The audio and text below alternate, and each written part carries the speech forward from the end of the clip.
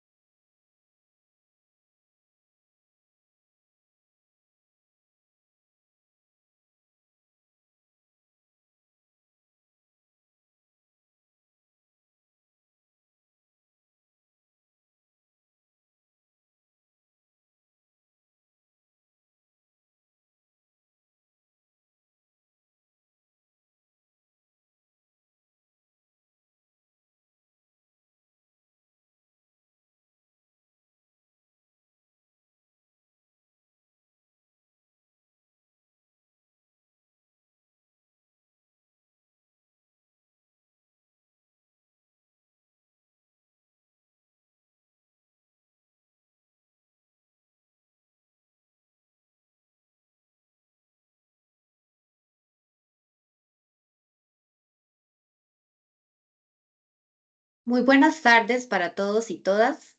Les damos la más cordial bienvenida al webinar de esta tarde denominado Uso de registros administrativos para la producción de estadísticas oficiales. Retos, experiencia del INE Uruguay. Mi nombre es María Laura Brenes, soy comunicadora del INEC y les estaré acompañando en la conducción de esta actividad. Este webinar forma parte de la cuarta celebración del Día Mundial de la Estadística y nos da mucho gusto poder contar con su asistencia. Procedo brevemente a comentarles la dinámica de participación que hemos dispuesto para el día de hoy. Primeramente vamos a escuchar a nuestro expositor y seguidamente vamos a dedicar un espacio para la atención de consultas. Les invitamos, por favor, a irlas formulando por escrito en el apartado que hemos habilitado, que pueden observar en la parte superior de la barra de herramientas de la plataforma. Ahí pueden, por favor, irlas anotando y al finalizar la exposición que tenemos para esta tarde, daremos inicio con este espacio para la atención de todas sus consultas. Formalmente, para que arranquemos con la actividad de esta tarde, les presento a la señora Pilar Ramos, coordinadora del área de servicios de información y divulgación estadística del INEC y quien nos dirigirá unas palabras de apertura. Adelante, doña Pilar, por favor. Muchísimas gracias, María Laura. Es un gusto estar aquí y que ustedes estén con nosotros y hayan aceptado nuestra invitación a este sexto webinar que por supuesto será de gran aprovechamiento. Agradecemos mucho a nuestro expositor, a don Federico, quien amablemente nos acompaña incluso desde muy lejos y está haciendo un gran esfuerzo para compartirnos su conocimiento. Realmente agradecemos que podamos llevar a cabo estos intercambios de experiencias, pues incluso con sus conocimientos y las preguntas que nos realicen podemos reforzar este importante tema que hoy estamos mostrándoles. Muchísimas gracias por acompañarnos y sin más cedo la palabra. Gracias, doña Pilar, por sus palabras. Ahora con muchísimo entusiasmo me permito presentar a nuestro expositor de esta tarde, el señor Federico Seguí, actualmente director de la División de Coordinación y Relaciones Internacionales y ex subdirector general del Instituto Nacional de Estadística de Uruguay. Él también es responsable de la implementación del Data Warehouse, un sistema integrado de registros y encuestas estadísticas del INE. Posee diplomas de posgrado en Sistemas de Información y Reingeniería por la Universidad ORT de Uruguay y también de la Universidad de Oxford. Recientemente se ha especializado en análisis e ingeniería de datos y ha sido consultor para diversas organizaciones internacionales. Por favor, don Federico, adelante con su exposición. Muchas gracias, María Laura, Pilar. Muchas gracias por la invitación y bueno, un gusto para mí compartir, bueno, desde tan lejos, en este momento estoy en una conferencia en Kenia, pero con mucho gusto y bueno, voy a ya mismo a pasar a compartir mi pantalla, así todos pueden ver la presentación. Entiendo que ahí pueden ver mi pantalla. ¿Me avisan, por favor? Sí, la Ya se vemos puede ver. adecuadamente. Sí, Ok. adelante, correcto. Gracias, gracias. Bien. Bueno, nosotros en el INE de Uruguay iniciamos este proyecto en el año 2020, con la construcción del CIRE, Sistema Integrado de Registros Estadísticos y Encuestas, que bueno, es soportado por una base de datos, un data warehouse geoestadístico, porque bueno, también incluye la dimensión, el componente geográfico. Y bueno, también me gustaría comentar un par de casos de uso, en particular, o sea, casos de uso de este sistema y de los registros administrativos en la producción de estadísticas oficiales, en particular el Censo Combinado 2023, que bueno, tuvimos la oportunidad de utilizar registros administrativos para complementar la enumeración por cuestionario censal. Bien, me gustaría empezar por darles un poco de contexto sobre el caso de Uruguay. Tenemos disponibilidad de registros administrativos de buena calidad, disponibilidad, o sea, acceso, ¿no? Parte del INE. Contamos con un sistema de información integrada del área social, CIAS, que está bajo la órbita o la conducción del Ministerio de Desarrollo Social, que es un gran punto de partida. Nosotros iniciamos la construcción de nuestro sistema a partir de este sistema de información integrada. Este es un sistema que integra registros administrativos, si bien obviamente se puede construir indicadores y estadísticas a partir de este sistema, pero el principal objetivo del mismo es la gestión pública, la monitoreo y evaluación de políticas públicas, también para la toma de decisiones en cuanto a, bueno, diferentes programas sociales. Integra más de 60 registros administrativos de más de 15 instituciones, desde salud, seguridad social, educación, etc.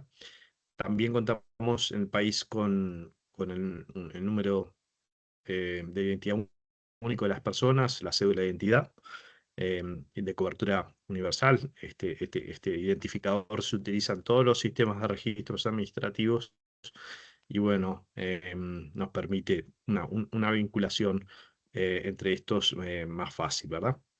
Capacidad institucional, confianza en las instituciones públicas, en particular en el INE, relativa baja informalidad, bueno, en el contexto de América Latina, y bueno, esto permite tener buena cobertura de los registros. Contamos con un fuerte sistema de seguridad social, también que esto brinda cobertura universal, interoperabilidad a la hora de compartir información entre las instituciones públicas. Existe una plataforma de interoperabilidad del Estado implementada, mantenida por AGESIC, que es la Agencia de Gobierno Electrónico del país. Y bueno, recientemente por ley se ha establecido la creación de un registro central de población y de residencia, un padrón demográfico al estilo del padrón demográfico de España, o bueno, lo que ya hace muchos años está funcionando en los países nórdicos. Esto es incipiente, pero bueno, en el año 21 se estableció por ley la creación, el inicio de este proceso de creación de este registro administrativo, registro central de población. Eso todavía no está operativo, está en una fase de pruebas y con algunas instituciones, y en paralelo, en el INE, lo que hicimos fue construir un registro estadístico de población, integrando diferentes fuentes, porque bueno, queríamos avanzar en este sentido, a pesar de no tener un registro central de población al estilo, como les decía, de los países nórdicos o España y otros. Bien, pasemos entonces a contar un poco más eh, acerca del Sistema Integrado de Registros Estadísticos y Encuestas, SIRE, que bueno, nada, un poco lo podemos representar como esto, ¿no? Un iceberg, ¿no? La parte más visible, o que los usuarios están más en contacto directo, es la base de datos, el data warehouse geoestadístico, pero hay otros elementos clave muy importantes para la construcción de este sistema, que parten desde la base, que es el marco conceptual y metodológico del SIRE. Bueno, ahí en la presentación les dejo el vínculo, está publicado en la página web del INE, bueno, que establece justamente ese marco de referencia para la implementación del sistema, que no es, o sea, en el sentido más amplio de este concepto, ¿no? No es solo una plataforma informática, un sistema informático, ¿sí? Sino también lo que tiene que ver con procesos, metadatos. Bien, entonces ahí lo que hicimos en cuanto a procesos fue adaptar el proceso, el modelo, perdón, GSBPM, que desarrolló un S, lo adaptamos a lo que sería el modelo de producción y de mantenimiento de un sistema integrado de registros, ¿sí? Eso también forma parte del documento de marco conceptual y metodológico.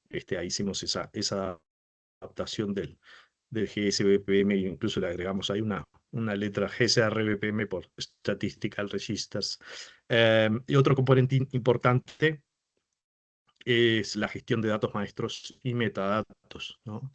Como INES, bueno, en general el mundo está cambiando un poco el rol, y las oficinas de estadística se están transformando en gestores de datos, o en data stewards, ¿ok? Entonces, eh, eh, es bien importante la gestión de estos datos que reciben los INE, y sobre todo en estos datos maestros, ¿no? Que, por ejemplo, en el caso de Uruguay, se reciben entre 200 y 300 datasets diferentes, de distintas fuentes, incluso muchos de ellos conteniendo las mismas variables, ¿no? Fecha de nacimiento, edad, sexo o género de las personas, de distintas fuentes. Incluso hasta hemos detectado errores en estas variables para la misma persona, ¿no? O diferencias en los datos. Entonces, eso cuando se recibe en el INE, obviamente requiere un proceso de armonización, de estandarización de esas variables y y de la construcción, la gestión de los datos maestros, de tener una única versión del dato, ¿sí? Para cada uno de los elementos, unidades, en este caso hablamos de personas, pueden ser empresas, inmuebles o lo que.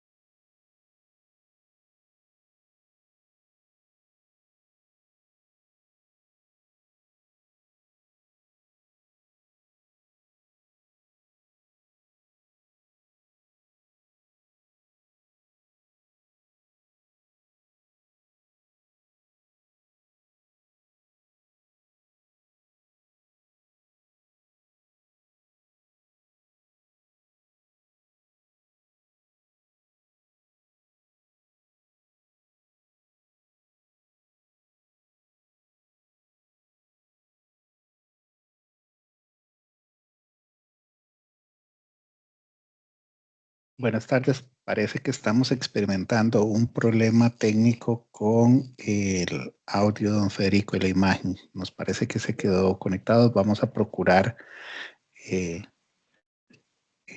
continuar con él para volver a conectar. Las disculpas del caso.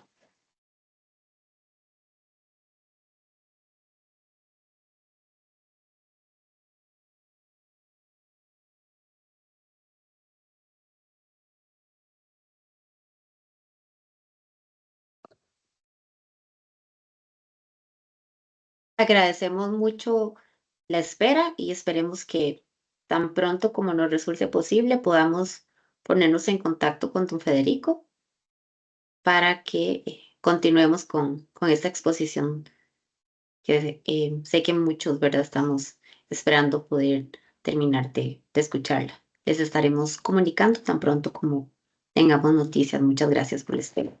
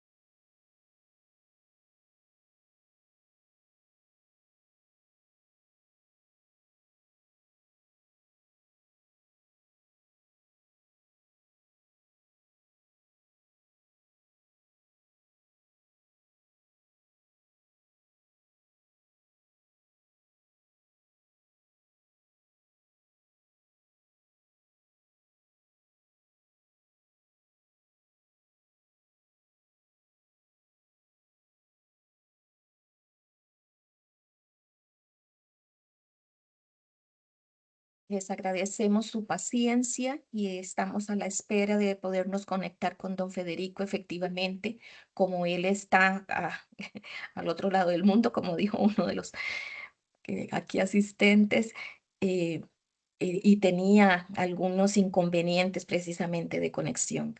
Les agradecemos realmente el que nos quedemos aquí a la espera de que él pueda poderse reconectar. Gracias.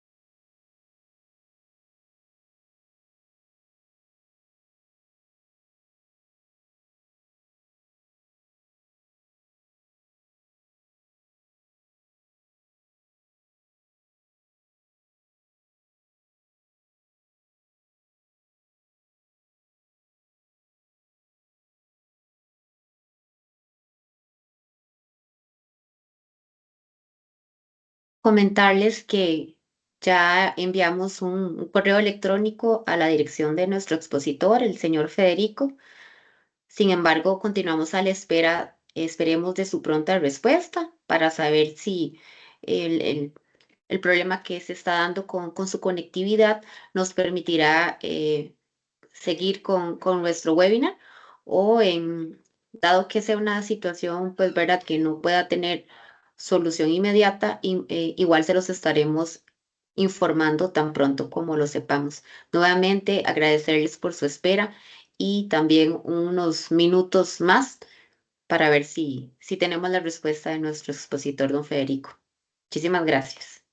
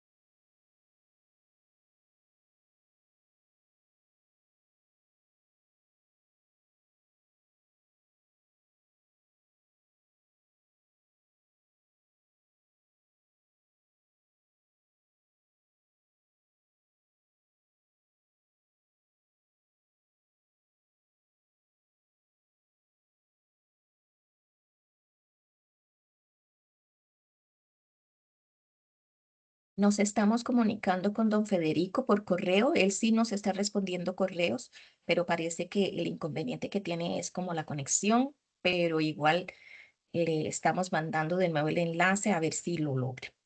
Y como dijo María Laura, esperamos que lo logre y si no, pues les estaremos avisando y cómo procederemos. Gracias.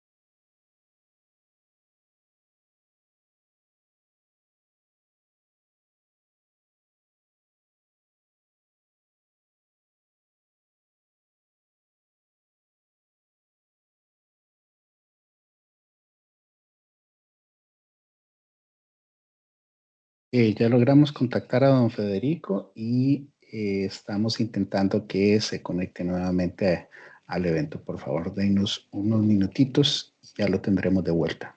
Esperamos.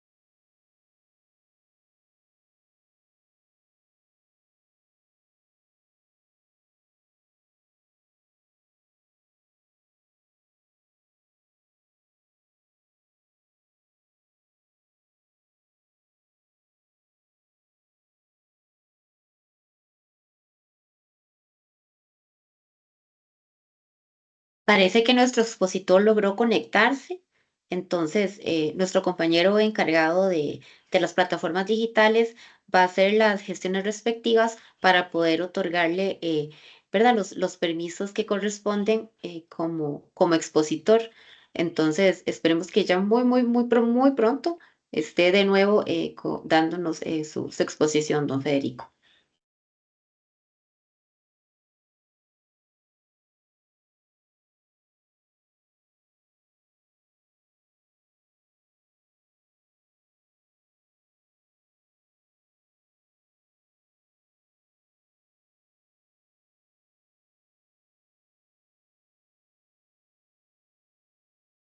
Hola, aquí estoy nuevamente.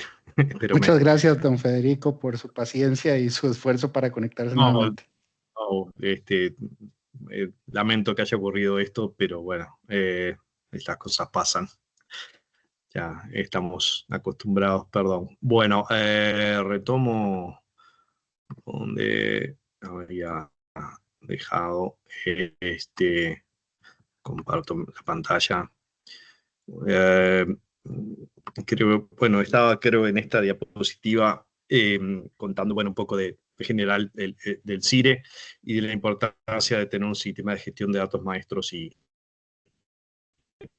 ¿ok? Voy a acelerar un poco.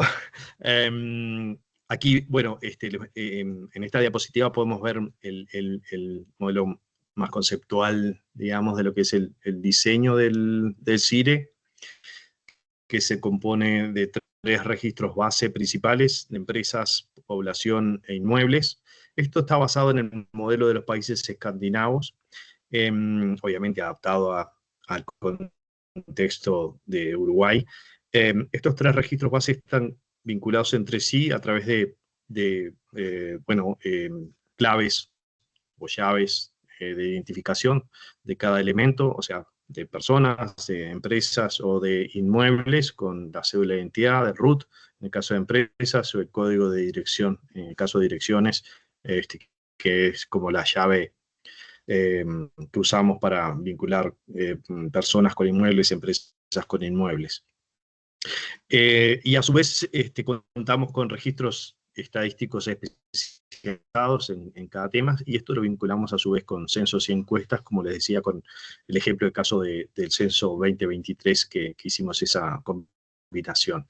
Y en encuestas también se está utilizando, en la encuesta continua de hogares, se utilizan datos de registros para, bueno, en algunos casos reemplazar preguntas, en otros casos se usa más como un chequeo, y en otros casos se agregan variables a las que tenemos en cuestionario de las encuestas. ¿Okay? Acá también entrando, haciendo como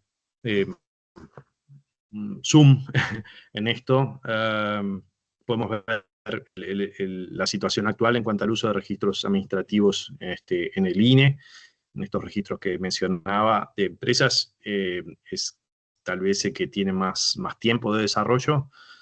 Esto se empezó a crear ya hace muchos años. De hecho, el último censo económico que se hizo en el país data del año 98. Desde esa fecha para acá ya no se hicieron más censos económicos del método tradicional con cuestionarios, sino que esa información se obtiene a partir del registro de empresas. Se complementa cada cierto tiempo con algún proceso de actualización. En algún momento se hizo algunas llamadas, se contrataron encuestadores para hacer llamadas y actualizar algunos datos de las empresas, pero eso también ya tiene un tiempo.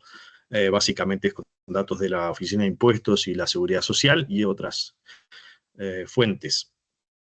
El registro de población, que bueno, justamente es el que utilizamos para el censo combinado 2023, se basa principalmente en este sistema de información integral del área social que les comentaba en diapositivas anteriores.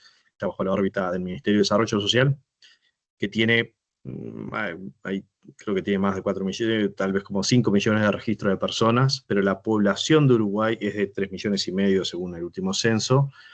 Esto es porque obviamente allí hay sobrecobertura, porque hay fallecidos y sobre todo emigrantes, y eso no lo tienen depurado. Ese es el trabajo que hacemos en el INE cuando recibimos esta base de datos, este sistema, con registros de nacimientos, de funciones y migraciones. Esa es la vinculación que hacemos para esa depuración y actualización, y también por la metodología de señales de vida que después, más adelante, les voy a estar comentando. Por otro lado, tenemos el registro de salarios y actividades, que no lo consideramos como un registro base, pero sí un registro importante, ¿no? Porque, bueno, los registros bases los utilizamos más como marco de muestreo de encuestas, y bueno, también como para tener representado el universo en cada una de estas esferas de información, pero sobre todo esto, ¿no? Como marco de referencia. Entonces, sobre el registro de salarios y actividades, esto lo hemos construido a partir de datos que provienen de la Contraloría General de la Nación. Para el caso de los funcionarios públicos, siempre son datos identificados con el documento, con la cédula de identidad. También del Ministerio de Trabajo y Seguridad Social y del Banco de Previsión Social, para el sector privado, y de otras cajas, digamos, de seguridad social. Vinculamos ahí toda esa información y creamos este registro estadístico de actividades, ¿sí? También contamos con datos de remuneración allí. Por otro lado, tenemos el registro de inmuebles, que es el que nos ha dado más trabajo y tal vez todavía más,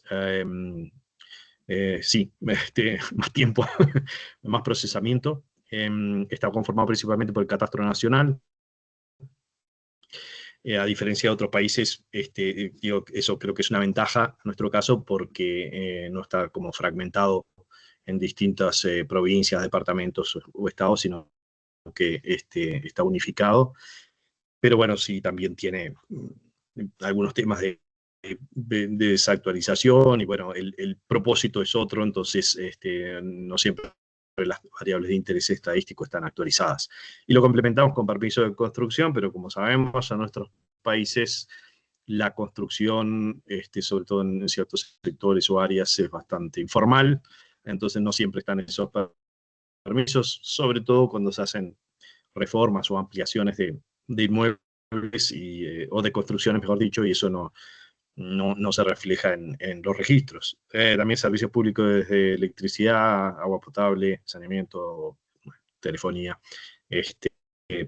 y también lo hemos complementado con otra fuente interesante, que es Google Open Buildings, que es, bueno, Google pone a disposición de usuarios de manera gratuita datasets que se construyen a partir de imágenes satelitales con un algoritmo de inteligencia artificial. Transforma esas imágenes en polígonos que representan edificaciones, ¿sí? Ahí tiene como 3 niveles de precisión de ese algoritmo, del algoritmo para identificar construcciones. Y bueno, eso también es bien útil para detectar, sobre todo cambios, ¿no? En el periodo intercensal y, bueno, crecimiento en el cinturón de las ciudades y, bueno, ese tipo de cosas. Así que eso también es bien interesante. Después está todo el tema ahí de las direcciones, el problema de las direcciones geográficas, que, bueno, en Uruguay en general están bastante estandarizadas, y de hecho en el censo o censo por registro pudimos geocodificar el 70% de las direcciones con el nombre de calle y número de puerta. Sí, recuerdo que allí en Costa Rica sí utilizan otro sistema. Bueno, creo que ahora más recientemente lo han ido cambiando, pero más como referencias geográficas. Ahí es mayor el desafío para geocodificar esas direcciones. Pero bueno, de todo eso también vamos a seguir conversando. Cada vez más vamos haciendo foco en estos temas, y vamos yendo más al detalle. Ahora me gustaría comentarles sobre el registro de población. Como les decía, nuestra principal fuente es SIAS, que es el Sistema de Información Integrada de la Área Social. Y el INE forma parte de esta iniciativa, ¿sí? Hay un decreto firmado por el presidente que bueno, crea el SIAS y la forma de gobernanza del mismo. Y bueno, ahí el INE obviamente aporta información reservando la confidencialidad y bueno, en el marco de la ley estadística, por supuesto, pero también nos permite acceder a datos. Como sabemos, siempre los datos entran al INE identificados, nosotros no podemos devolverlos de manera que se permita identificar casos individuales, pero bueno, gracias a esta iniciativa podemos acceder a esta bien completa y potente base de información. Tiene más de 60 registros de unas 15, desde salud, educación, protección social, seguridad social, programas de vivienda, ¿sí? Ellos también tienen, esto es un data warehouse también allí, limpian los datos, detectan duplicados, etcétera, y ya integran la información. Entonces también hay un proceso, por supuesto no es con fines estadísticos, pero de todas maneras hay como un proceso ahí de depuración que nos facilita mucho el trabajo dentro del INE. Entonces eso lo recibimos de manera periódica, bueno, cada 6 meses, pero incluso podemos solicitarlo con mayor frecuencia. Ahí se hace ese proceso de transformación de registro administrativo en estadístico y en control de calidad, y se desidentifican los casos, o sea, se reemplaza la cédula de identidad por un ID estadístico, sobre todo, bueno, por un tema de confidencialidad, pero también por temas de evitar duplicados y facilitar la vinculación, que eso también más adelante les voy a ir contando. Como les decía, bueno, este sistema no es, el SIAS no es un registro únicamente de beneficiarios de programas sociales, se integra el registro de personas de diferentes agencias gubernamentales, incluso hay también datos de estratos socioeconómicos altos, sobre todo que vienen por seguridad social o cotización social o salud, y porque, bueno, contamos con el sistema FONASA, Fondo Nacional de Salud, que bueno, integra información de todos los prestadores, públicos, privados, y bueno, de todo tipo. Entonces, como les decía, recibimos esto en el INE, son unos 5 millones de registros de personas, y entonces hay que depurarlo, ¿verdad? Para, bueno, detectar emigrantes fallecidos. Nos vinculamos con datos de entradas, salidas de puestos de control migratorio y de certificados de defunción, y bueno, ahí también se desarrolló esta metodología de señales de vida para hacer establecer cuál es la población residente a determinada fecha. ¿Me escuchan bien? No, creo que no Sí, se señor, le cortó. Creo escuchamos que bien. seguimos. Sí, correcto. Perfecto. Excelente. Entonces aquí me gustaría comentar un poquito más sobre la arquitectura del Data Warehouse geoestadístico. En realidad acá no voy a entrar en detalles técnicos de infraestructura de TI, ¿no? De tecnología de información, sino más como un proceso, ¿no? Como con distintas etapas, o bueno, capas, de entrada de datos. La primera, bueno, la política que tenemos en el INE es recibir los datos como los tengan las fuentes. No importa el formato, por eso ahí ven formatos en texto, Excel, servicios web, APIs, o acceso a distintas bases de datos, plataformas de interoperabilidad. Porque, bueno, el primer paso es hacernos de los datos, y no queremos generar una carga para nuestros proveedores de datos, los dueños de los registros, al menos en esa primera instancia. Y bueno, después, obviamente, en el marco de los acuerdos que tenemos de intercambios de datos y cooperación, la idea sí es ir mejorando tanto la calidad de los registros como la forma de envío, el formato. Y bueno, tratamos de llevarlos a una plataforma de interoperabilidad que comentaba en la primera diapositiva, del Estado. Es una red interna entre las distintas instituciones.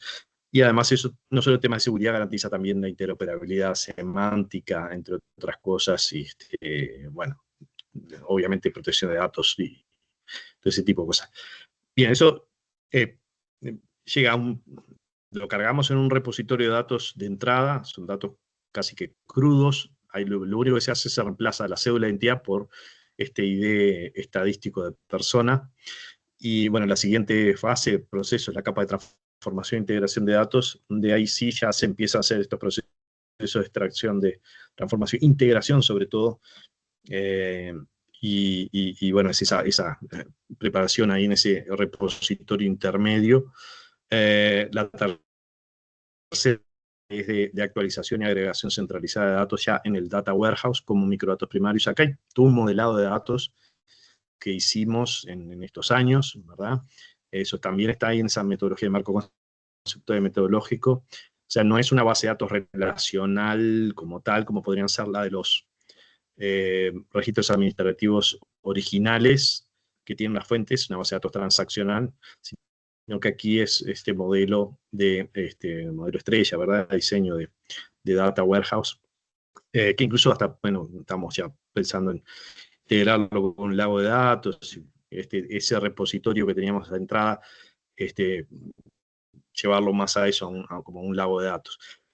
Pero de todas maneras, entendemos que es bien importante, y aquí me gustaría hacer como una recomendación, que incluso lo hemos compartido con otros colegas de otros países.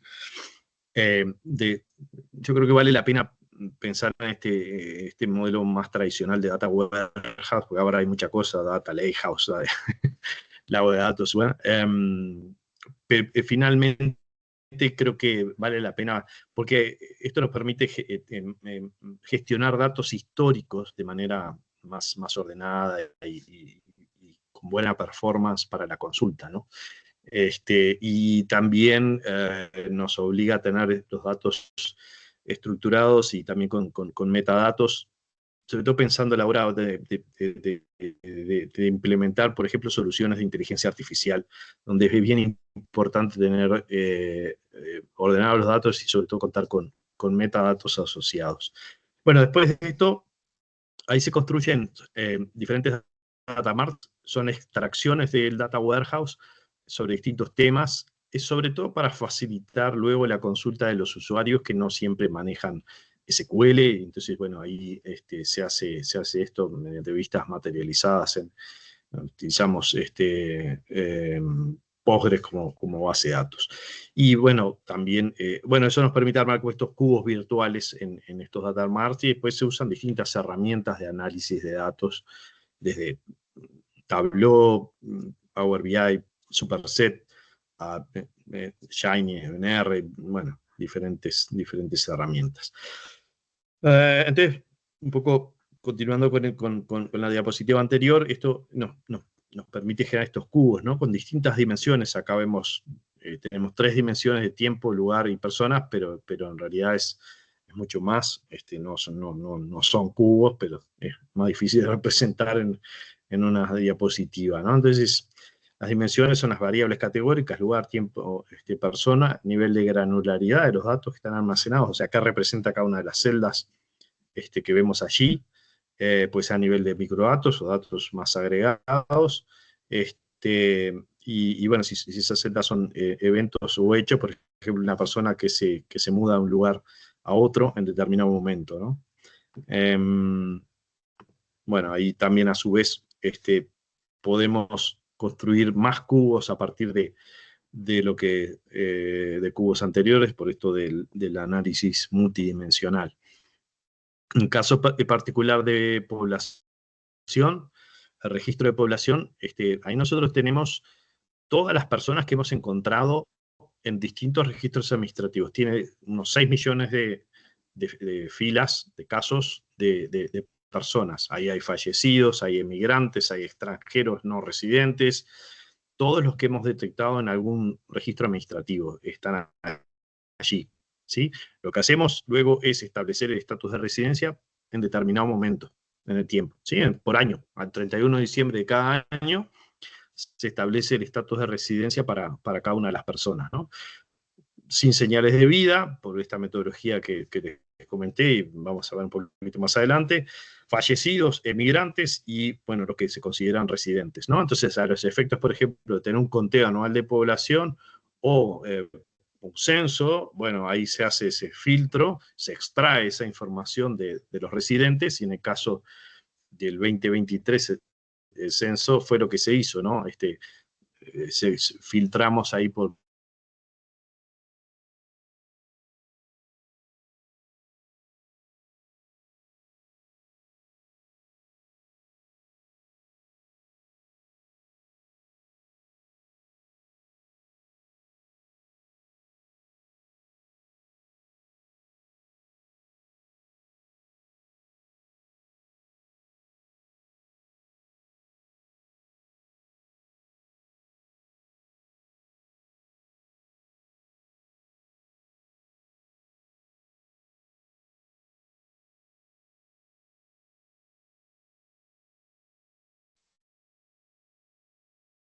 Don Federico, si nos está escuchando en este momento, se nos congeló su transmisión. No estamos viendo pantalla ni estamos pudiendo escuchar su sonido.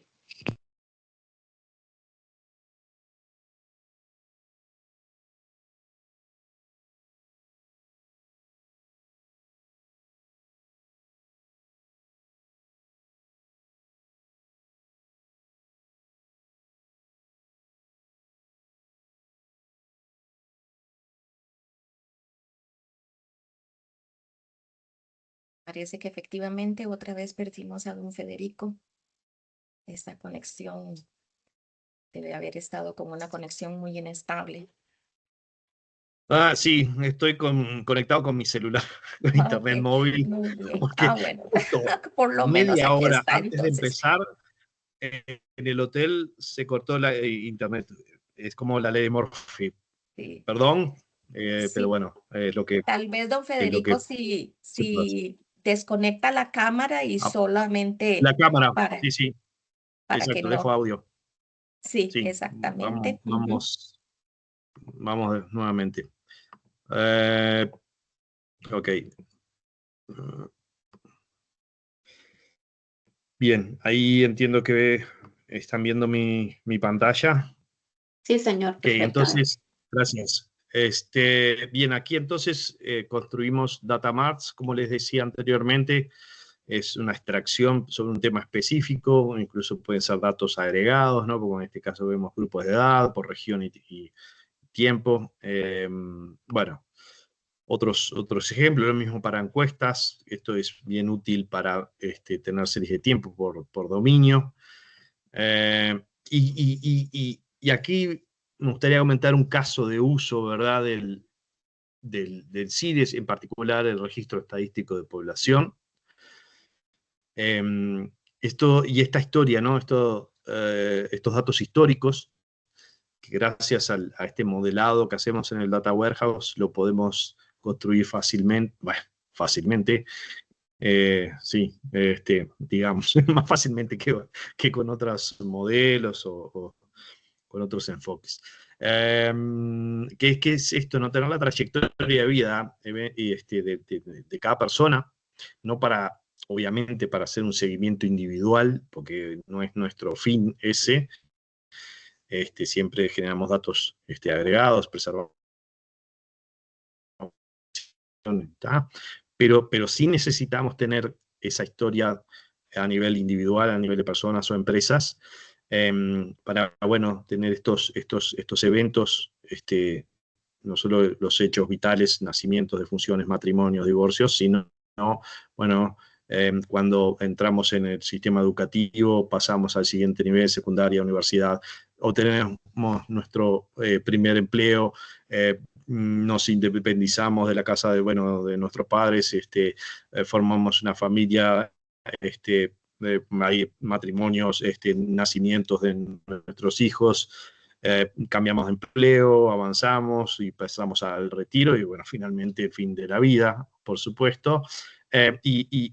Y aquí lo interesante es que esto también lo podemos vincular con eventos coyunturales, shocks, ¿no? Como fue la pandemia, desastres naturales, crisis financieras o económicas, y otro tipo de eventos, y con políticas públicas o políticas sociales que, por un lado, permitan afrontar esos shocks, o en general políticas que tienen los gobiernos para, bueno, para mejorar las condiciones de vida de la población, ¿no? Y como herramienta esto de evaluación de políticas públicas y para medir impacto, ¿no? Eso es como bien interesante. Y aquí vemos algunos de los elementos clave del ecosistema del CIRE. Es este Data Warehouse geoestadístico que les estuve comentando, y bueno, y la forma en que permitimos que los usuarios accedan a él. No solo dentro del INE o producimos estadísticas a partir del CIRE, sino que también lo habilitamos para miembros del Sistema Estadístico Nacional y para investigadores, ¿sí? La academia o algunas entidades que se dedican a la investigación, por medio de un laboratorio de datos físico, una sala dentro del INE, y más recientemente virtual de acceso remoto, que es un ambiente controlado, ¿no? Y también que no, para el uso de inteligencia artificial, en particular, hemos desarrollado recientemente un chatbot para generar estadísticas y realizar consultas a la base de datos de este Data Warehouse en lenguaje natural. Para aquellos usuarios que no manejan SQL, por ejemplo, escriben ahí en un chat una consulta, ¿cuál es la población de tal edad en la localidad, en la ciudad de Las Piedras, según el censo 2023? Y bueno, el chatbot devuelve el número, pero también devuelve la consulta SQL para que los usuarios la puedan copiar porque, bueno, obviamente puede haber errores allí en la interpretación que hace el modelo de inteligencia artificial, pero de todas maneras brinda el SQL para que el usuario lo pueda verificar si es correcto e incluso ejecutar en alguna herramienta informática. Bueno, acá está un poco explicado el funcionamiento del laboratorio, ¿sí? A partir de estos registros administrativos y, bueno, y otras fuentes se hace esta integración en el CIRE. Bueno, ahí se da soporte a los usuarios, también se brinda información, metadatos sobre lo que tenemos allí y, bueno, cómo utilizar los datos, se da asistencia. Bueno, sí, ahí se garantiza la protección y confidencialidad de los datos. Entonces, en ese ambiente controlado, los usuarios procesan la información, vinculan a través de este ID estadístico de persona que les mencionaba, ¿no? Con la cédula. Eso ya está, ya se ha reemplazado en ese momento.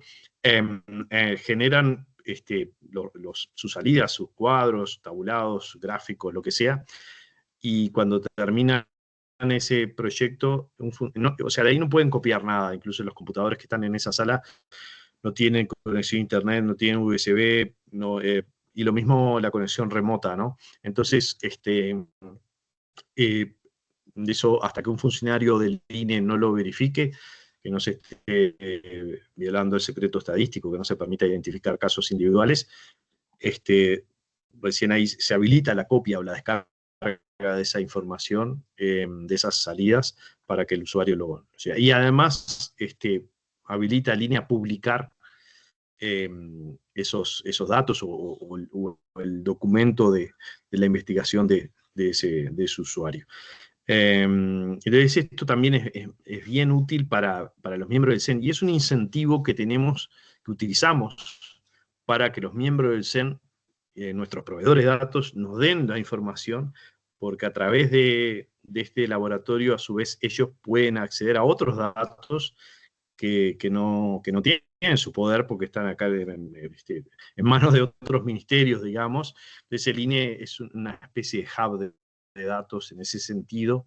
De hecho, hemos tenido un par de casos con el Ministerio de Trabajo y el Ministerio de Salud, donde ellos también tienen muchos requerimientos de usuarios de procesamiento de datos, generación de estadísticas, y no estaban dando abasto. Entonces, bueno, en el marco de todo esto de acuerdos, le dijimos, y ellos también lo vieron como muy bien, ¿por qué no utilizar el INE para, bueno, derivar todos esos pedidos que le llegan al Ministerio al INE y, bueno, a través de este laboratorio atender a esos usuarios, ¿no? Entonces ahí es un ganar-ganar en todo sentido. Nosotros nos hacemos de datos y a su vez estos proveedores pueden acceder a más datos, porque eso está dentro de INE y un mecanismo de protección, etcétera. Y también para dar un mejor servicio a los usuarios, a sus usuarios que finalmente pasan a ser usuarios del INE. Bien, ahora quisiera comentar un poco sobre este otro caso de uso. Ahí recién les comenté el caso de uso de, por ejemplo, para una trayectoria de vida, ¿verdad? Y cómo vincularlo con políticas sociales y eventos coyunturales. También el laboratorio de microdatos para generar datos, para permitir el acceso a investigadores en un ambiente controlado. Y ahora quisiera comentar un poco sobre este otro caso de uso de... y ahí les dejo el link a la metodología del censo combinado que está publicada en la web del INE, lo tienen aquí en la presentación. Entonces, para dar un poco de contexto, voy a contar un poco sobre el censo 2023. Esto no fue un censo combinado, no fue diseñado o planificado para hacer un censo combinado, sino un censo tradicional, sin multimodal, porque utilizamos el método CAWI, o sea, cuestionarios web, CAPI personal con dispositivos móviles, entrevista personal y telefónico en algunos casos, registros administrativos solo de viviendas colectivas. Eso fue lo que se planificó. Tuvimos una alta tasa de respuesta web, alrededor del 60%. Esa ventana web lo hicimos en un mes y luego algo más de 3 meses para la fase presencial. Y la fecha de referencia del censo fue 31 de mayo del 23. Y bueno, hicimos una encuesta de cobertura, encuesta poscensal, nos dio una omisión mayor a la esperada, alrededor del 10%, y eso fue lo que nos llevó a tomar la decisión de incorporar datos de registro de población, ¿sí?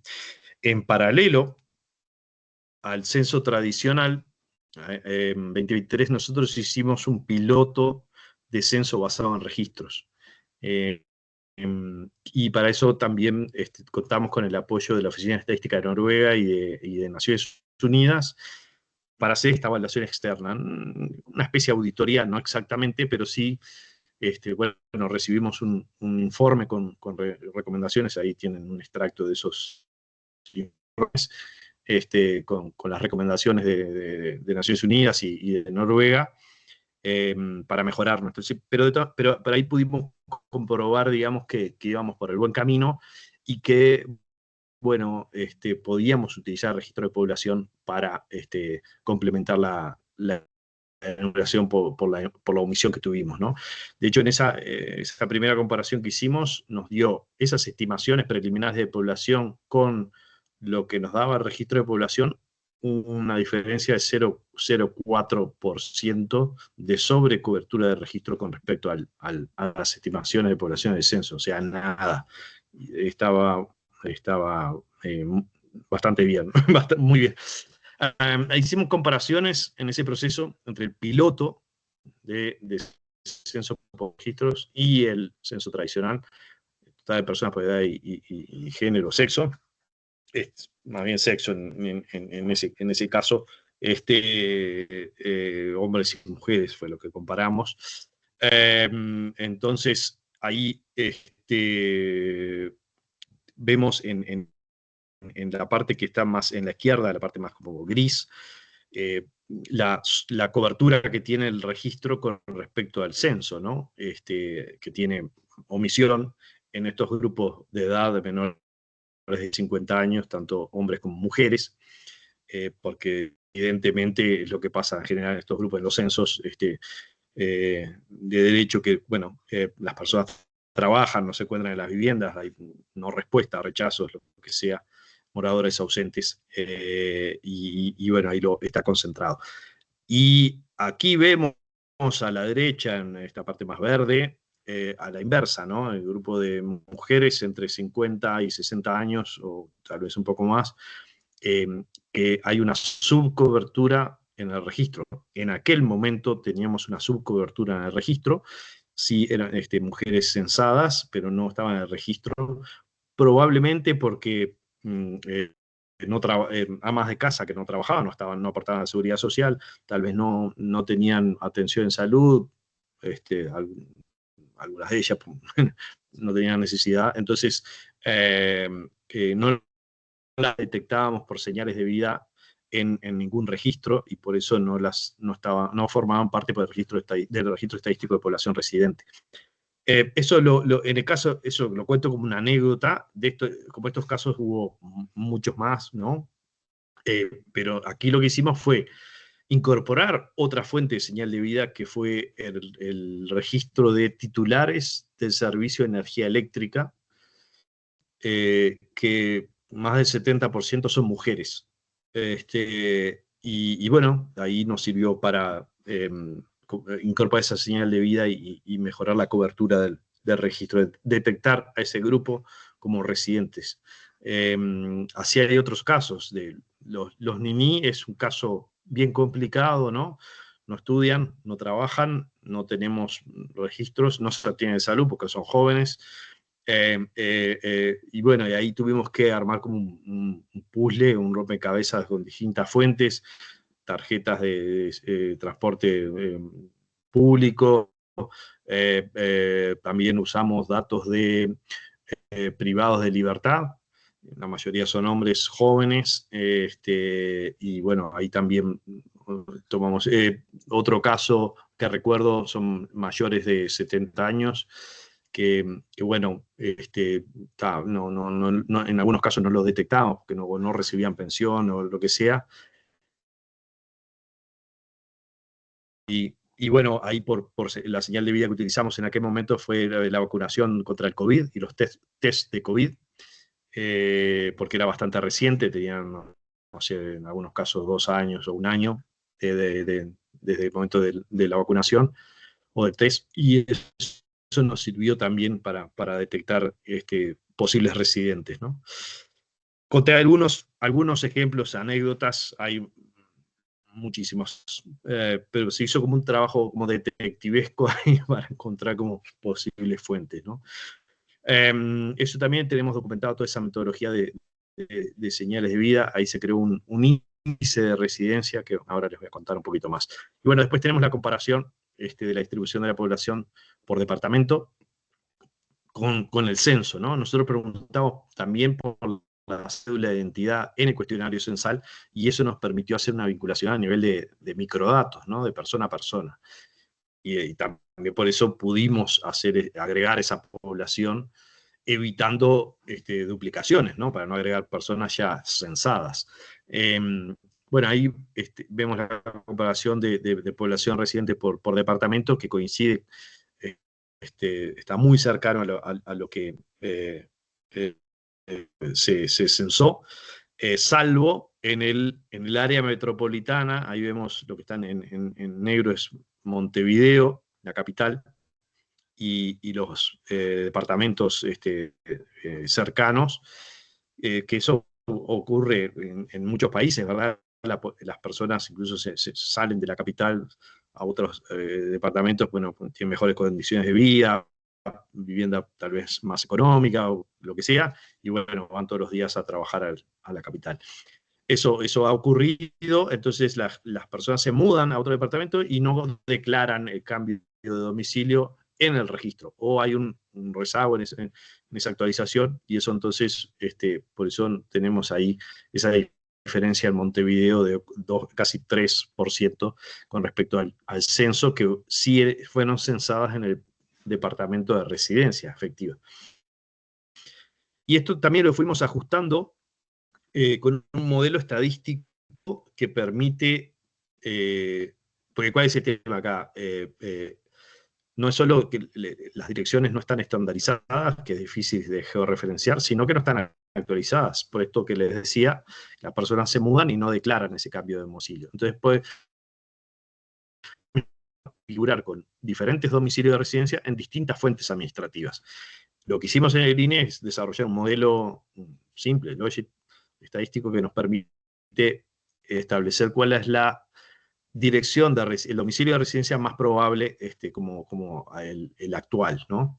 Elegimos una de esas fuentes, nosotros hicimos un proceso de comparación con el censo, entrenamos el modelo con el censo nos permitió detectar cuáles son las fuentes más confiables, que están más actualizadas, y a esas las ponderamos, le dimos mayor peso, y bueno, todo eso utilizamos para entrenar este modelo y mejorar esto con respecto a cuál es la más probable de residencia, la dirección más probable de residencia, por lo tanto, el departamento más probable de residencia. Bien, entonces, ¿cómo hicimos el proceso para agregar personas al censo, personas de registro al censo? Tuvimos, como les decía, una omisión mayor a la esperada, cercana al 10%. Esto incluye rechazos, moradores ausentes, o sea, la no respuesta, y también la omisión propiamente dicha, o sea, viviendas no visitadas y personas omitidas en viviendas censadas. O sea, la omisión propiamente dicha en realidad estuvo en un 4%. El otro 6% fueron moradores ausentes, rechazos, que en censos anteriores eso se imputaba. Ahora lo que hicimos fue, y el resto, el 4%, no se hacía nada. Entonces, lo que decidimos hacer ahora es agregar y complementar toda esta omisión por registros. Y esto lo estimamos con distintos métodos. La encuesta postcensal, el método demográfico tradicional, bueno, utilizan todos los países, y otros dos métodos adicionales, que fue el consumo de energía eléctrica, nos determinó un proxy de, bueno, más o menos cuántas personas residen en las viviendas, ¿no?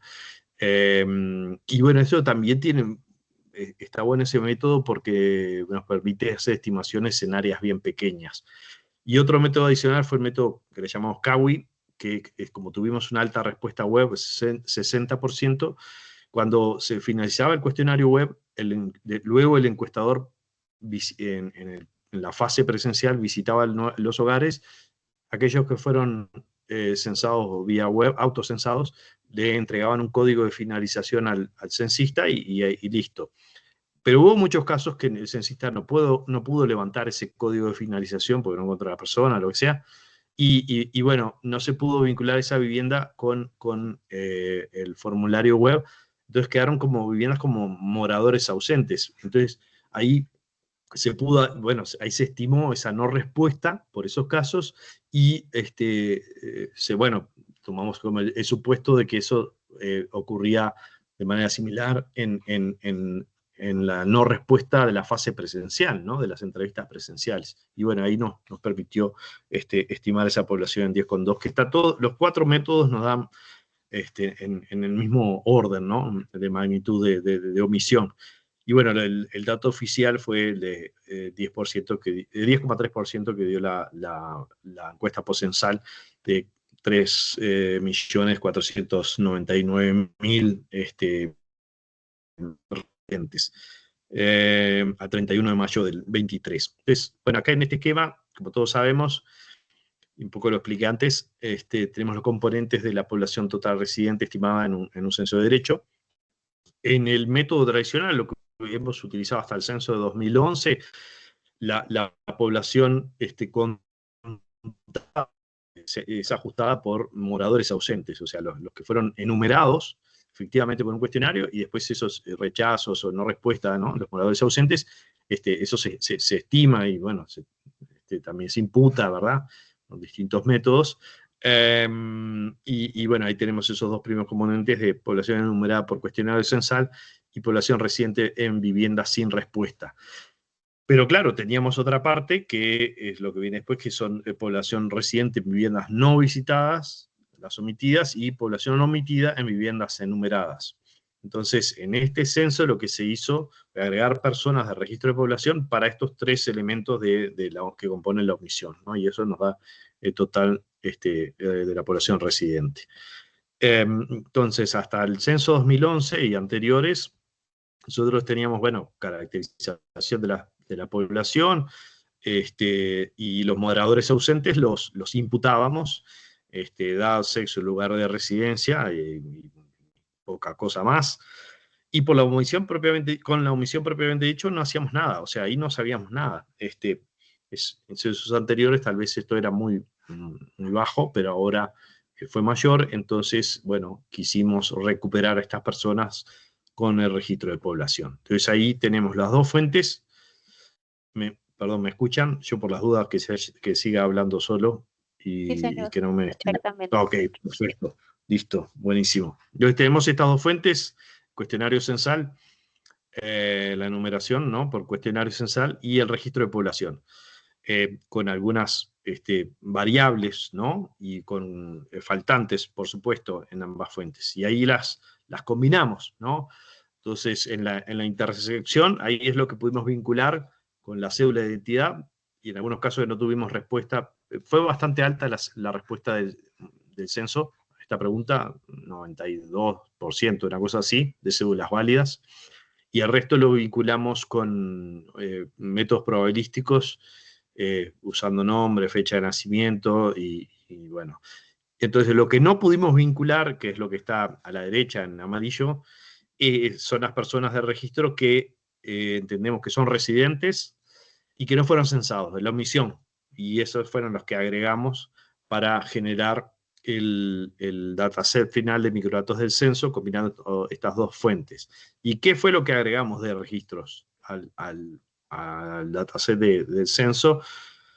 Principalmente edad, o sea, fecha de nacimiento, edad, sexo y lugar de residencia.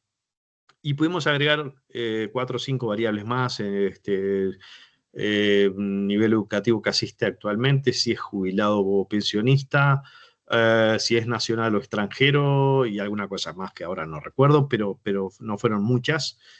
Pero bueno, eso sí se agregó de registros, y para esas variables se imputó algún caso que nos faltaba.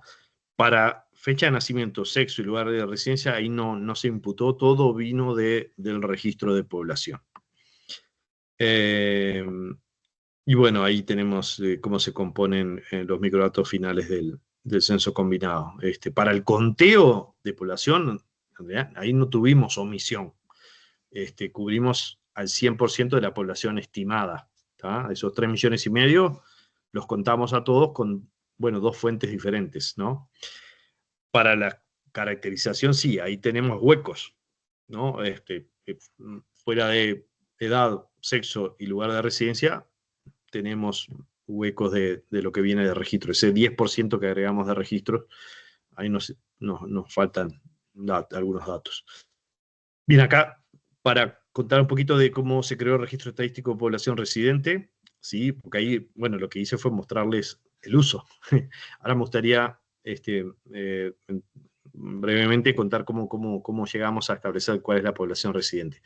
Como les decía, partimos de lo que llamamos un hub o tabla maestra de personas, con 6 millones de registros, de filas de personas que hemos detectado en algún registro administrativo. Ahí hay fallecidos, hay emigrantes, hay extranjeros que no son residentes, en fin, de todo un poco.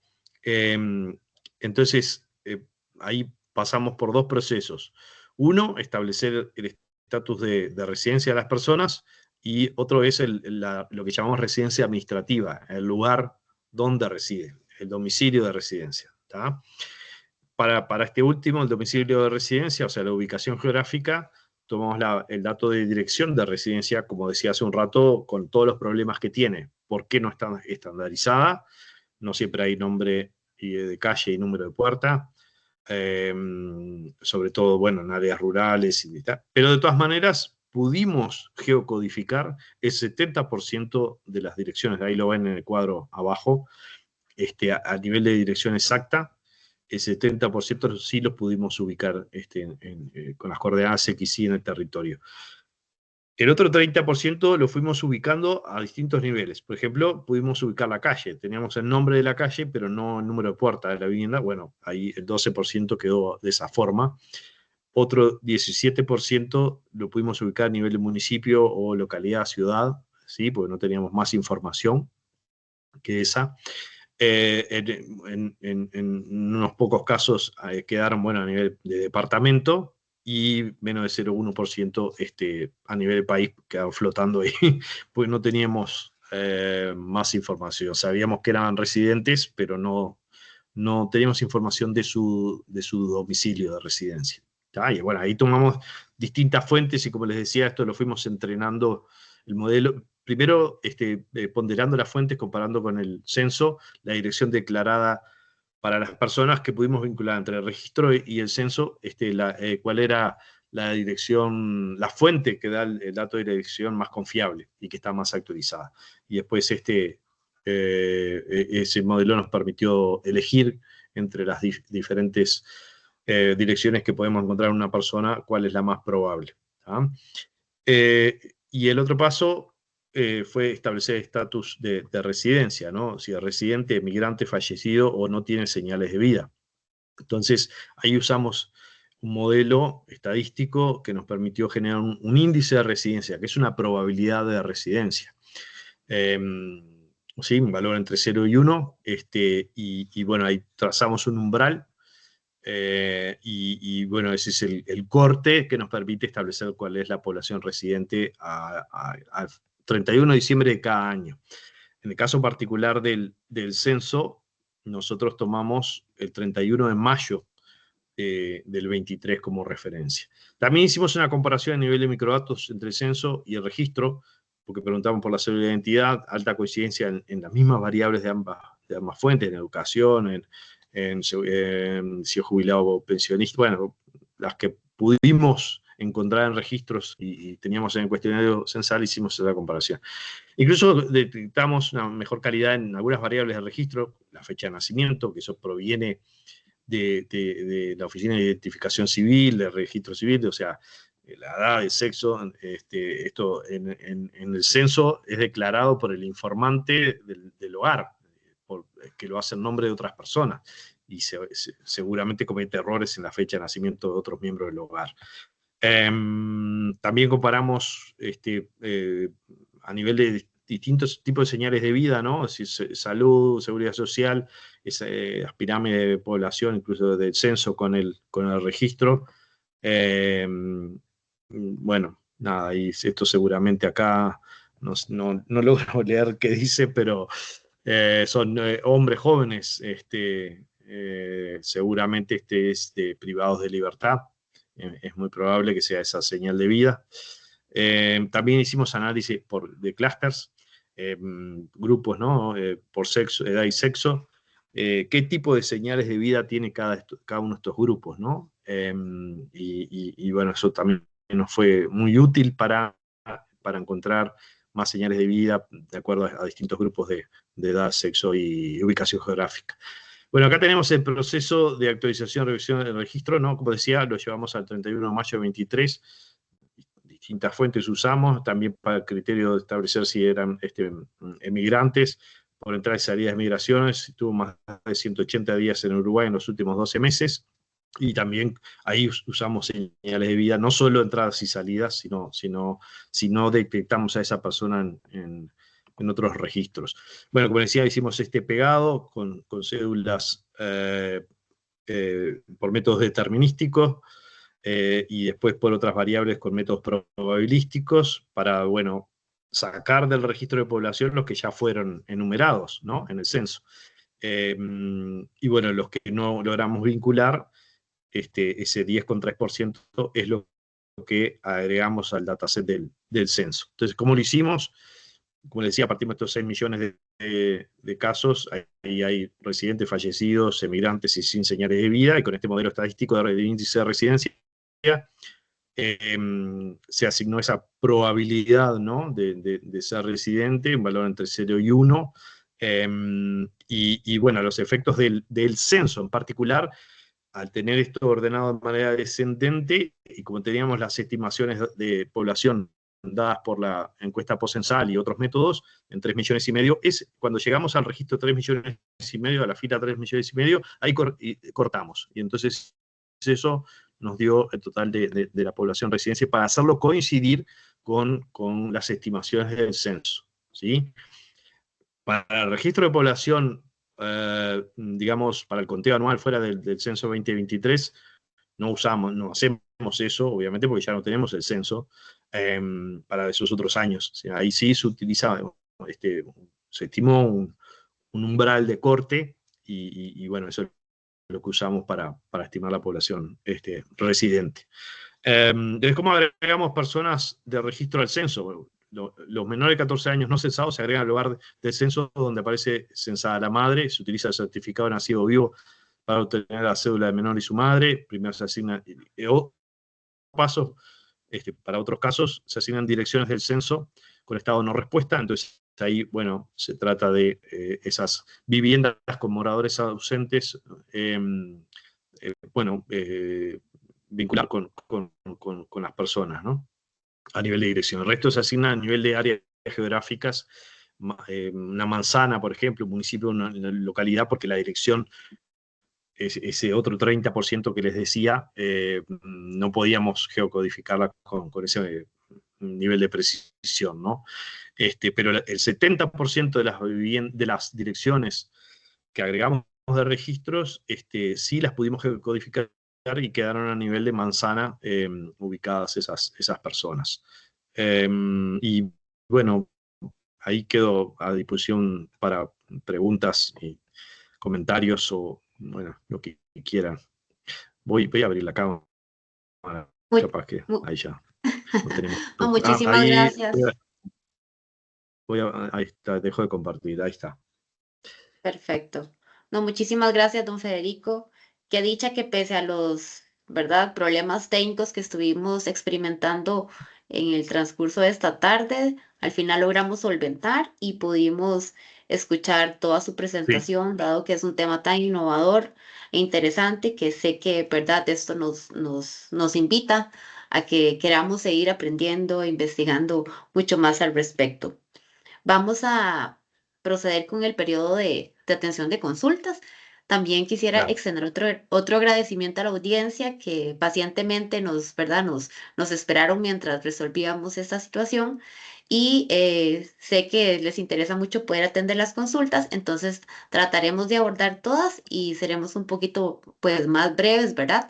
Para que nos dé chance de responderlas. La primera consulta que tenemos nos dice: las bases de datos utilizadas en el CIAS es una base única entre instituciones y si es así, ¿qué recomendaciones nos da para poder gestionar esta unificación de criterios? Es decir, unificar una base integral de archivos administrativos entre las instituciones. Bien, buena pregunta. Sí, porque, bueno, tal vez lo comenté muy por arriba. Nosotros, el CIRE es el sistema integrado que creamos dentro del INE. El CIAS es un sistema integrado que está bajo la órbita del Ministerio de Desarrollo Social, no con fines estadísticos, sí producen estadísticas, pero no con fines estadísticos, sino de políticas públicas, sobre todo políticas sociales. Y hay las instituciones que aportan información, que es seguridad social, educación, salud, vivienda, bueno, mi propio Ministerio de Desarrollo Social, pueden consultar incluso por cédula, ¿sí? Porque no es con fines estadísticos, sino para tomar decisiones si otorgan un beneficio social o no a una persona o a una familia. Entonces necesitan ingresar a casos individuales, ¿no? Entonces, ese es un uso, o sea, todos los miembros de esa iniciativa CIAS acceden de esa forma.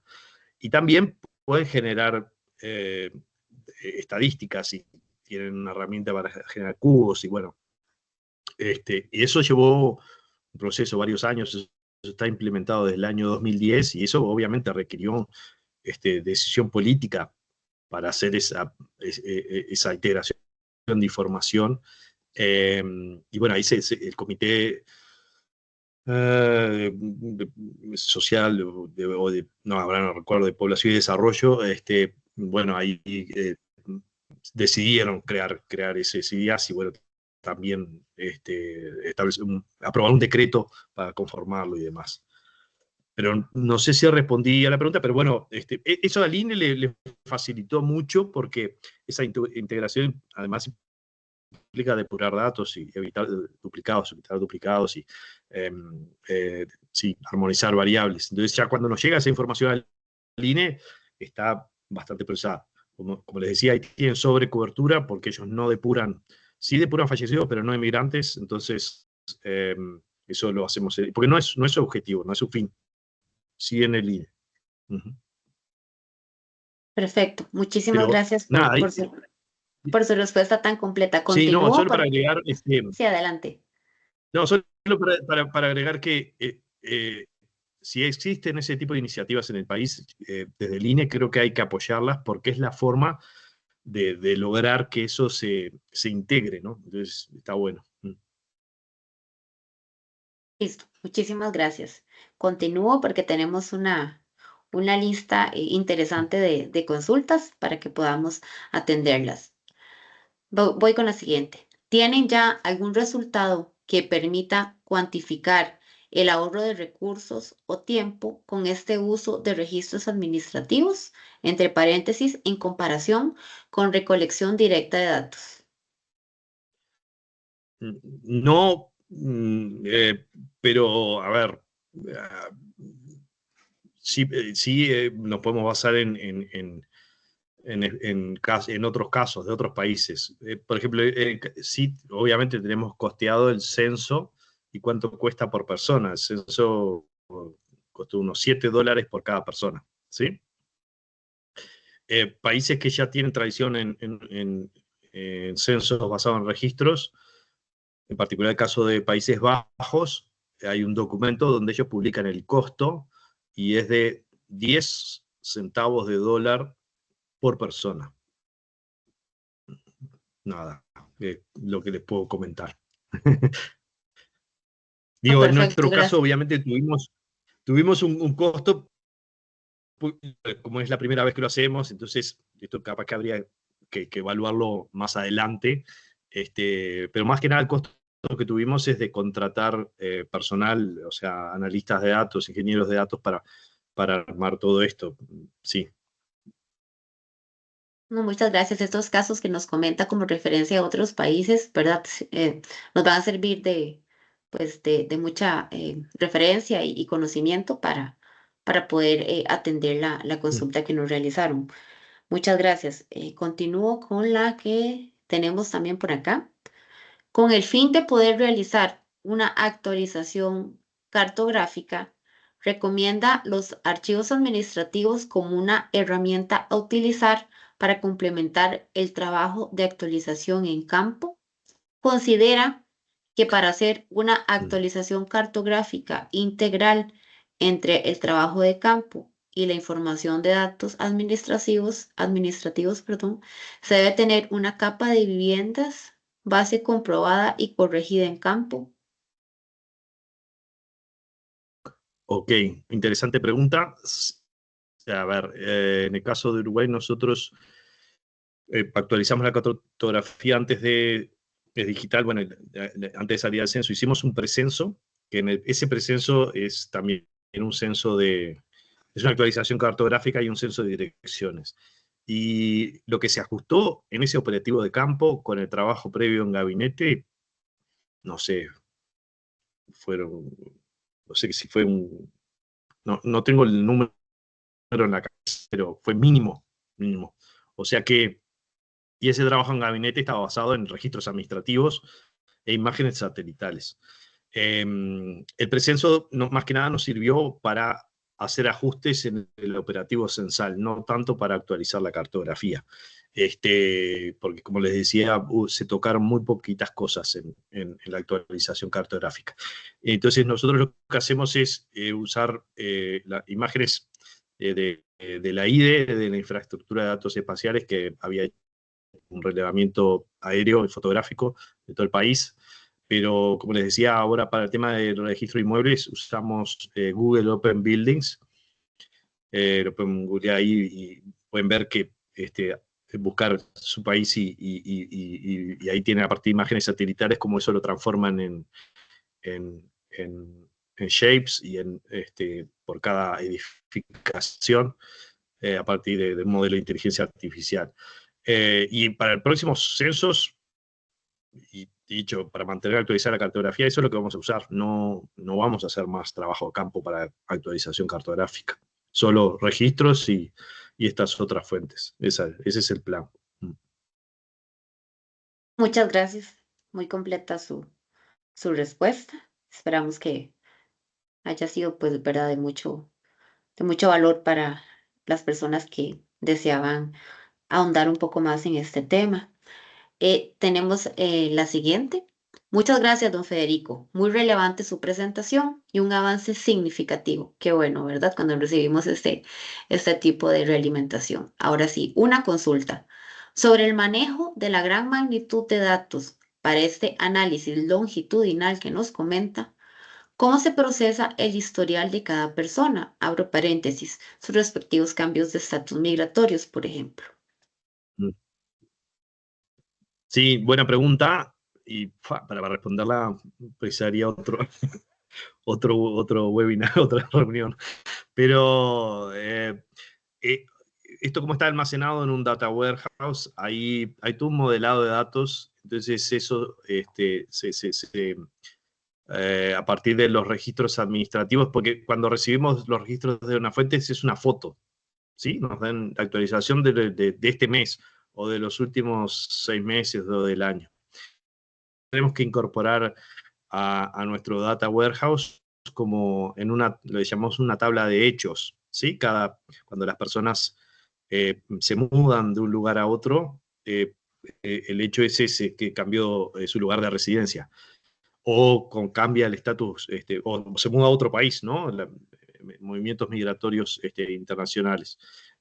Entonces, ahí lo que hacemos en esa tabla es generar una fila por cada uno de estos eventos. Básicamente es eso, entonces nos permite tener toda esa historia. ¿Ah? Por eso lo del estatus de residencia, del registro de población, no es... o sea, el 31 de mayo del censo del 23 fue una foto, pero tenemos para cada año el estatus de residencia que puede ir cambiando para la misma persona. Muchas gracias. Continuamos con la siguiente consulta. Nos dice así: muchas gracias, don Federico. Tengo una consulta. En los casos en que los registros de personas no logran vincularse por ID con el registro de defunciones, pero sí presentan coincidencia por nombre y apellidos, ¿cómo se determina su estado vital final? Se abren comillas, vivo o fallecido. Buena pregunta. Sí, en ese caso, claro, ahí es una probabilidad de coincidencia por los nombres y otras variables. Entonces, ahí, bueno, yo les dije que teníamos 4 estatus de residencia, pero hay más, ¿no? Y hay estos casos que son como más grises, que no estamos muy seguros, entonces quedan marcados como probable fallecido, y eso luego se complementa con señales de vida. Si a esa persona que hemos vinculado de esa manera con el registro de función, luego no la encontramos en ningún otro registro administrativo que está fallecido, ¿no? Entonces no recibe pensión o remuneración o lo que sea, o no se atiende salud, bueno, ahí podemos llegar a confirmar esa vinculación con el registro de defunción. Muchas gracias. Siguiente consulta. Dentro de la producción de estadísticas oficiales, ¿cómo se maneja el tema de representatividad para las variables en las cuales no se tiene información a partir de registros administrativos y tampoco a partir de los operativos de recolección de información? Sí, ahí no queda otra que ponderar. Generar ponderadores minimizando el sesgo de no respuesta. Sí. Sí, perfecto. Tomamos nota de su sugerencia. Muchas gracias. Siguiente consulta. ¿Podría ampliarnos sobre esa encuesta de cobertura post-censal que hicieron? ¿Podría citar algunas características de lo que hicieron? También quisiera saber si midieron la campaña publicitaria del censo. Sobre la primera parte de la pregunta, la encuesta postcensal, sí, eso estuvo planificado desde el inicio, incluso con recursos específicos para la encuesta, se hizo de manera independiente al censo, sí, dentro del INE, pero con un equipo totalmente independiente, con otros censistas que no trabajaban en el censo, todo un equipo.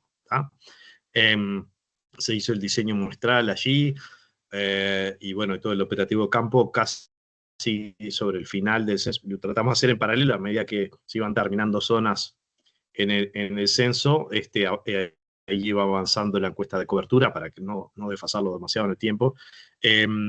Y bueno, lo que usamos para hacer la vinculación luego, la conciliación, digamos, con el censo y ver los que habían respondido en ambos operativos, usamos la cédula que preguntamos en ambos cuestionarios.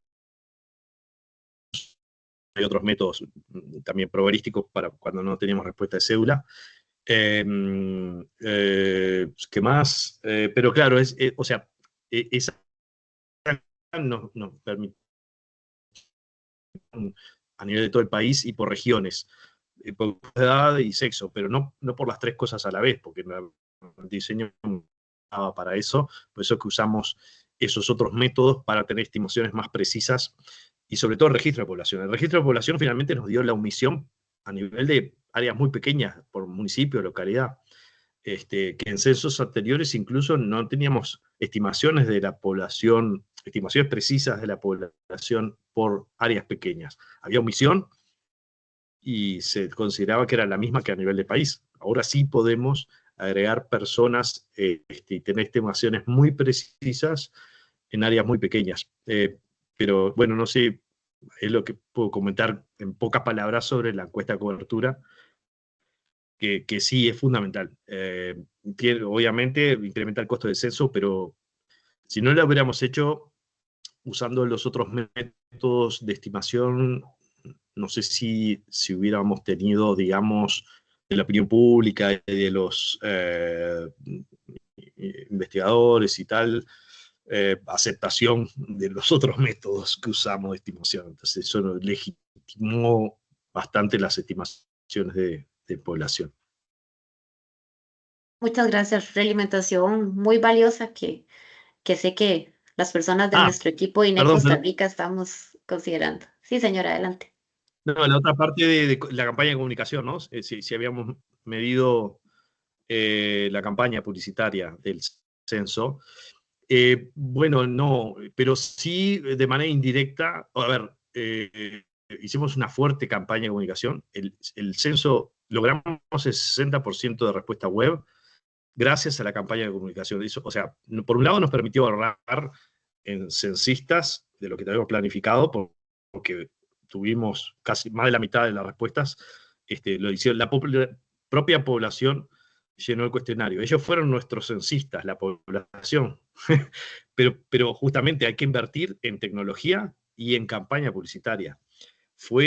Saturamos, logramos como un 10% del presupuesto del censo para la campaña.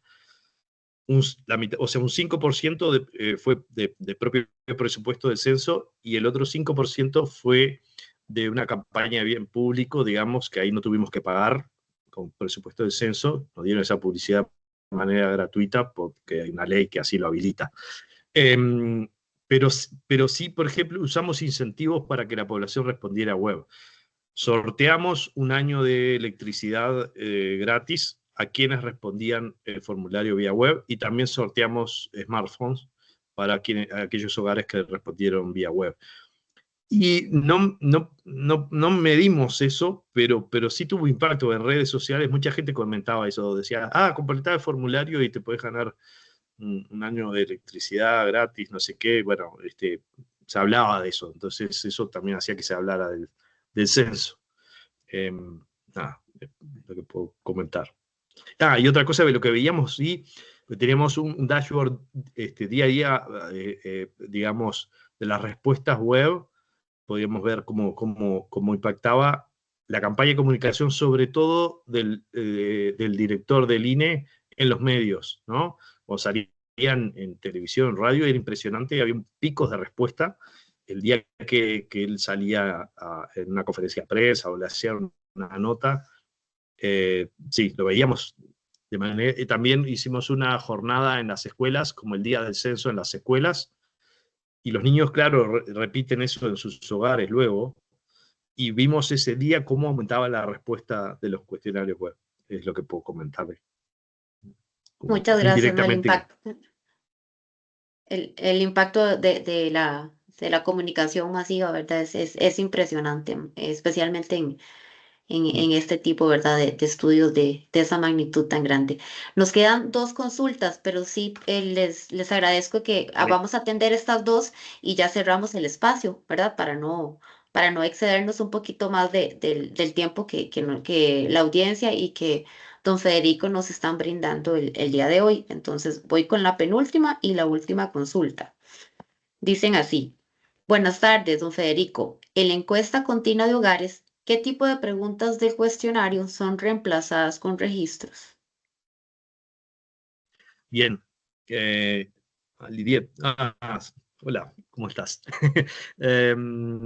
Sí, es la parte más que nada de subsidios, digamos, de electricidad, ¿no? Agua potable, también de ciertos programas, beneficios sociales del Ministerio de Desarrollo Social, todo ese tipo de cosas que se preguntan en un capítulo de cuestionario, esas son las que, porque en un momento pasó que, por ejemplo, el Ministerio de Desarrollo Social había incrementado las transferencias monetarias que en el programa, y eso no se estaba captando en la encuesta de hogares, porque, claro, es por recordación, ¿no?, del mes anterior. Entonces, los informantes siempre reportaban el monto anterior, que era más bajo del actual. Entonces, claro, el ministerio decía, esto no está funcionando.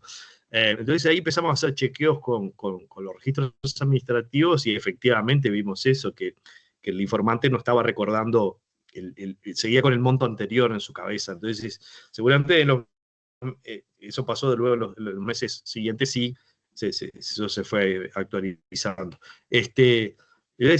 Y vimos que, obviamente, el dato de registro no es por recordación, y ese es efectivamente lo que se pagó. Entonces, ese es un caso. Lo mismo lo de los subsidios de energía eléctrica y tal. También hay otras preguntas que todavía no se han reemplazado, pero sí, cobertura de salud. No tiene sentido preguntarle en el cuestionario. Eso sale por el FONASA, por poner algunos ejemplos. Muchísimas gracias. Finalmente, la última consulta nos dice así: hola Federico, un gusto saludarle. Muchas gracias por tan excelente presentación y a la vez muchas felicidades por el avance del país en este tema del uso de registros administrativos. ¿Será posible que nos pueda contar cómo trabajaron los eventos incoherentes en las entradas y salidas de las personas? Por ejemplo, 3 entradas y 2 salidas. Si tienen la respuesta, me viene bien. Sí, ese es un problema. Sí, nada, ahí yo no trabajé directamente con eso. Ahí hay, bueno, un equipo que trabajó con esos datos, y eso sí, sin dudas ocurre. Siempre hay ese tipo de inconsistencias. Y bueno, ahí se trató de tomar alguna decisión para, bueno, limpiar uno de esos casos que no es consistente, ¿no?